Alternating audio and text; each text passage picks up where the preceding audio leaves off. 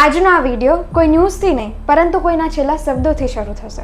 મારાથી હવે આ કામ કોઈ પણ કાળે શક્ય નથી અને છેલ્લા ઘણા દિવસોથી હું સતત થાક અને તણાવ અનુભવું છું. આ શબ્દો છે એક શિક્ષકના, જે પોતાના વિદ્યાર્થીઓને દરેક કપરી પરિસ્થિતિનો હિંમતપૂર્વક સામનો કરવાનું શીખવે છે.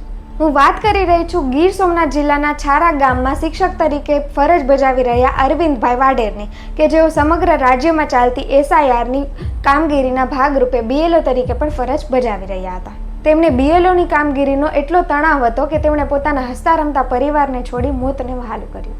જ્યારે દેશ આખામાં બેરોજગારી ચરમસીમાએ પહોંચી છે, ત્યારે ચૂંટણીને લગતી અન્ય કામગીરી માટે BLO સહિત આખા સ્ટાફની નવી ભરતી શા માટે ન કરી શકાય?